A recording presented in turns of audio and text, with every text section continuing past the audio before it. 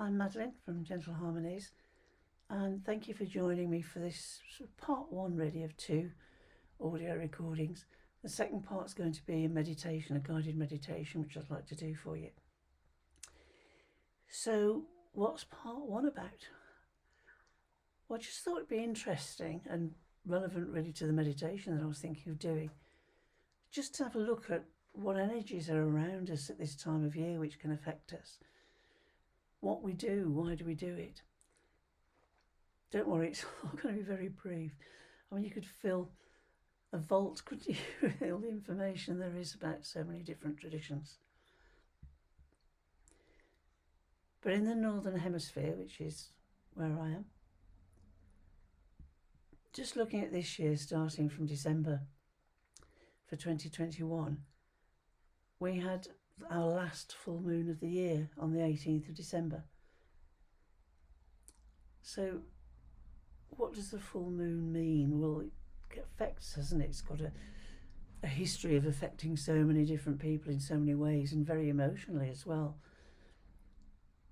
But if you think about it, the moon itself, so far away, controls the tides of this planet, the waters of the planet. Now, if we're up to 80% water, our own bodies, it stands to reason really, I suppose, doesn't it, that it can have a great effect on us too, whether we realise it or not. So yeah, the full moon can be important. The moon can be important. So this year, it was in the sign of Gemini, greatly influenced as well by Jupiter.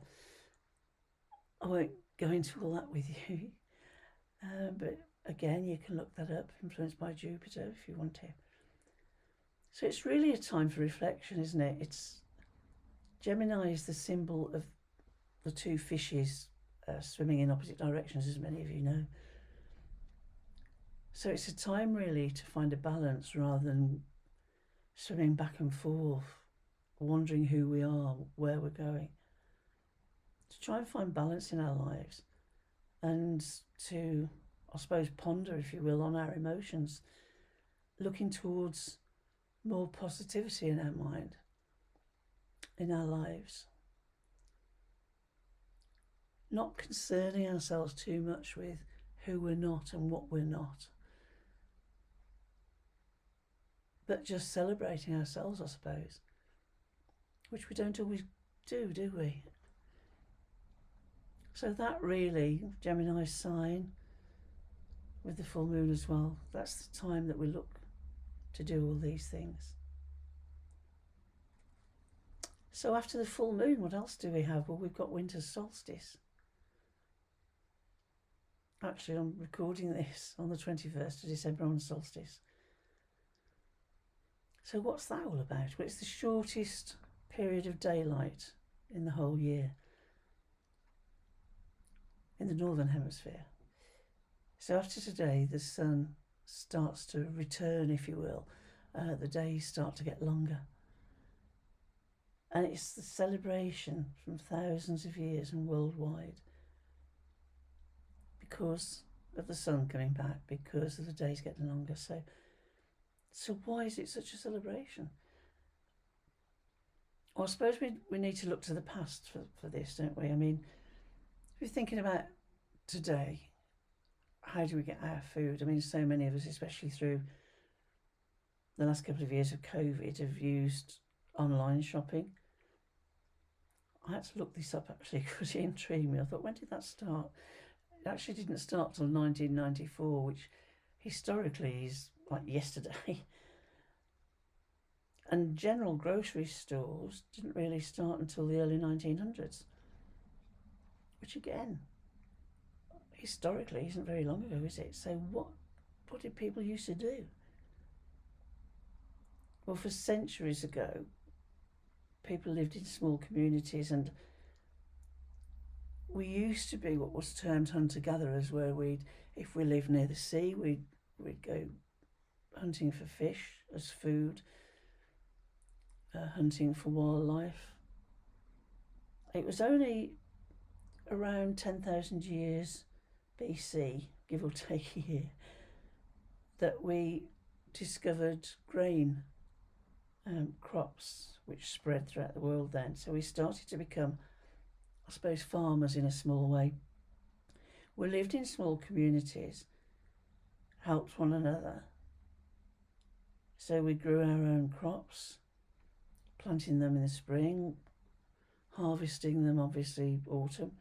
In fact, we still celebrate that, don't we? Harvest festivals. We bred our own livestock for food, for shelter, for their skins, for warmth, all sorts of things. So obviously the community's people then had to depend solely upon the seasons, on the weather, on the sunshine, in order to grow their crops. Because by harvest time, because through the winter nothing grew, as you know, nature sort of goes to sleep, doesn't it, ready for the sun to come out again, for spring to start when it starts blossoming again. So they had to produce enough food, if you will, from spring to harvest to feed not only themselves and the communities, but also the animals that they're dependent on so much. So of course the sun was vital. So it's not really surprising, is it, that they decided that winter solstice was a time to celebrate, not because it was the shortest year, but because it's the start of winter, okay, but it's also the start of the sun starting to return. And that was a celebration. So what else? What else is there to celebrate around this time? Well, Yuletide. You may have heard of Yuletide, what some called a very pagan celebration, but it's been going many thousands of years. It lasts about 12 days, starting from, well, today, as I'm recording this, from the 21st of December right through to the 1st of January. And the Yule Log, which many of us know, I mean, today it's a cake, isn't it, which we call a Yule cake, like a log. But this goes back to, in the Yuletide, those 12 days, from 21st December to the 1st of January, they would chop or fell a tree, bring it in, chop it up to give enough logs to last them through Yuletide. And every night one was burned. And this was a symbol of life, really, a symbol of the sun. It was burnt in celebration of the sun's return. I mean, there are so many Yuletide celebrations worldwide, and often include various forms of feasting as well, which isn't a bad thing, is it? I mean, some say that the 12th night was January the 1st, which was the original New Year celebrations. Actually, it may be where the 12 days of Christmas come from, isn't it, from Yuletide? It's interesting. Again, we have 25th of December. We have, for almost 2,000 years now, a celebration of the birth of Christ Mass.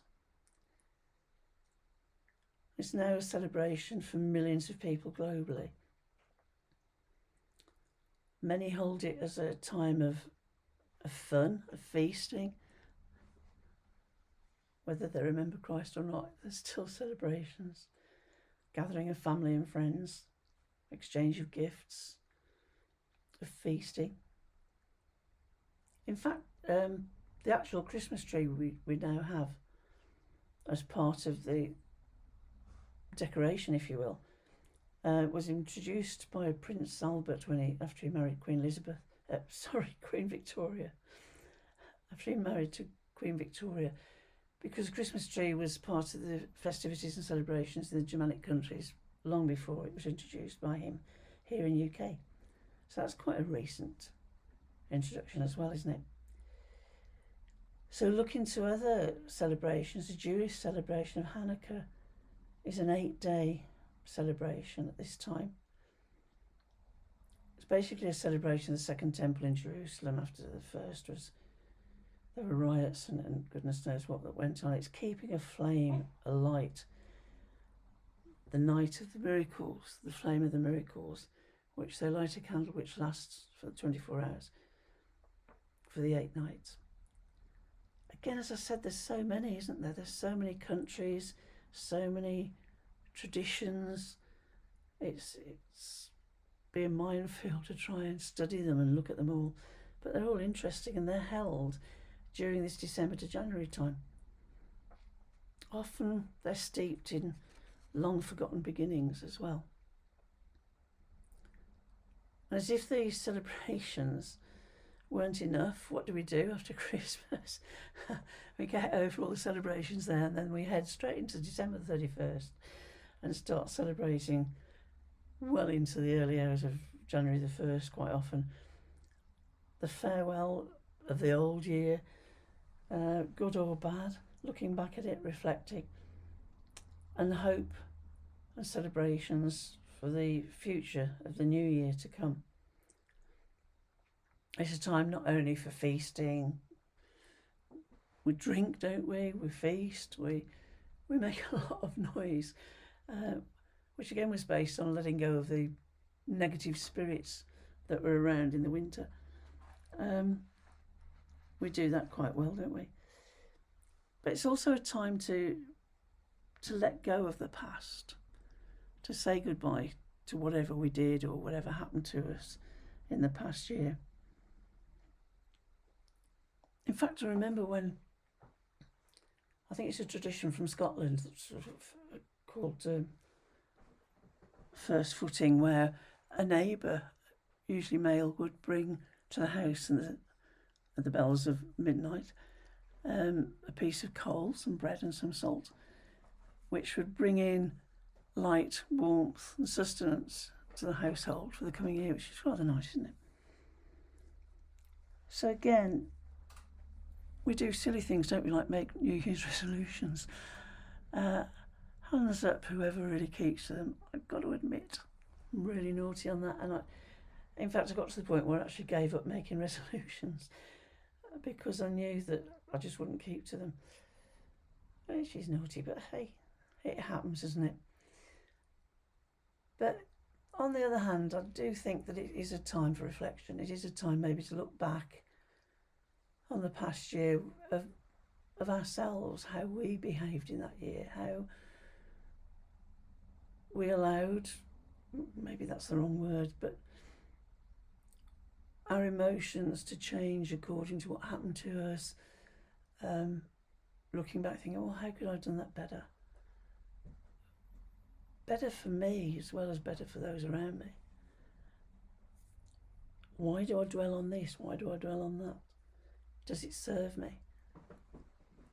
So these, rather than making profound resolutions, which I don't stick to, would be a better way, I think, of looking to the future, of contemplating, of meditating on how do I want to feel? How am I going to make myself better? I mean, giving somebody a smile passing them in the street if they're looking a bit down, or just nodding and smiling or whatever, can have a profound effect on somebody. And you don't know what somebody's day's been, if they're looking a bit down or a bit glum. They may be going through an awful time or unhappy with themselves, and somebody just giving them a smile could cheer them up. I mean, going back again, I remember having posters on my daughter's bedrooms when they were little saying, the old saying, isn't it, if you see somebody without a smile today, give them one of yours. Well, that's quite a good thing to start the new year with, isn't it? You don't have to go around grinning like a Cheshire cat at people. They'll probably wonder what's wrong with you. But just an occasional smile to somebody in passing might help. A kind word. Little things, isn't it? It's the little things that are important things. And that's really the sort of theme of the meditation as well that I'm going to be doing. So thank you for listening to me. I hope some of it's been of interest to you.